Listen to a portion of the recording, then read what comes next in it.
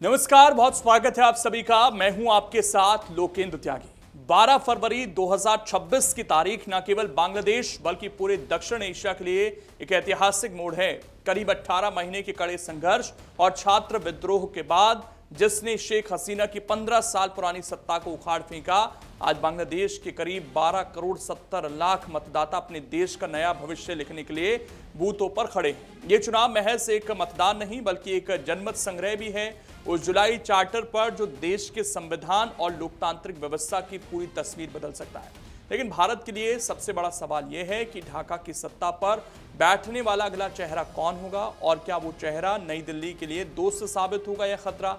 बांग्लादेश में वोटिंग जारी है और कौन बनेगा वहां प्रधानमंत्री। भारत को किससे सबसे ज्यादा सुरक्षा जोखिम है, ये जानने के लिए इस वीडियो को आखिर तक जरूर देखिए। पहले तो ये तस्वीरें हैं जहां पर सुबह सुबह लोग वोट डालने के लिए पहुंच गए। लंबी लंबी कतारें देखने को मिली। सुरक्षा के भी कड़े इंतजाम किए गए थे। बांग्लादेश में चल रही इस वोटिंग के केंद्र में 3 बड़े नाम हैं, जिनमें सबसे ऊपर हैं तारिक रहमान।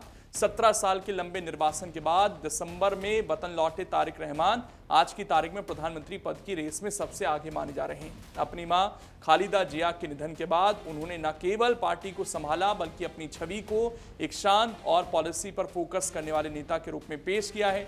ओपिनियन पोल्स में उनकी पार्टी बीएनपी को करीब 70% समर्थन मिलता दिख रहा है। तारिक रहमान ने जनता से वादा किया है कि वो बोलने की आजादी बहाल करेंगे और देश में ग्रीन जोन और तकनीकी शिक्षा को बढ़ावा देंगे।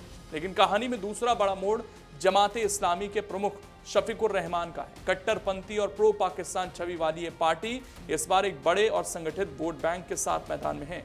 रिपोर्ट्स तो यहां तक दावा कर रही हैं कि अमेरिका दक्षिण एशिया में बैलेंस बनाने के लिए जमात को एक उदार इस्लामी पार्टी के रूप में प्रोजेक्ट कर उसकी मदद कर रहा है। हालांकि 1971 की आज़ादी का विरोध और पाकिस्तान के प्रति झुकाव आज भी शफीकुर रहमान की सबसे बड़ी कमजोरी बना हुआ है।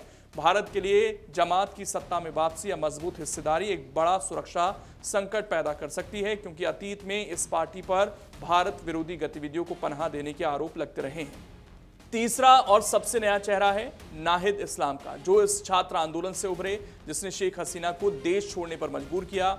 उन्होंने नेशनल सिटीजन पार्टी एनसीपी बनाकर युवाओं और पहली बार वोट देने वाले वोटर्स के बीच अपनी पैठ बनाई। हालांकि नाहिद इस्लाम ने जमाते इस्लामी के साथ गठबंधन कर लिया है, जिससे कई युवा समर्थक थोड़े नाराज भी हैं, लेकिन शहरी इलाकों में उनका क्रेज बरकरार है। भारत के नजरिए से देखें तो चुनाव पूर्वोत्तर राज्यों की सुरक्षा के लिए बेहद अहम है। शेख हसीना की गैर मौजूदगी में भारत को अब ऐसे नेतृत्व की तलाश है जो सीमा पर शांति बनाए रखे और अल्पसंख्यक विशेषकर 1 करोड़ 30 लाख हिंदू आबादी की सुरक्षा सुनिश्चित करे। आज शाम तक मतपेटियों में बांग्लादेश का भविष्य कैद हो जाएगा और कल सुबह तक साफ हो जाएगा कि ढाका का नया सुल्तान कौन होगा। आपकी इस खबर पर कोई भी राय है तो हमें कमेंट कर जरूर बताइएगा। अगर आप ये वीडियो YouTube पर देख रहे हैं तो हमारे चैनल को सब्सक्राइब कर बेल आइकन दबाएं और Facebook पर देख रहे हैं तो हमारे पेज को लाइक करें।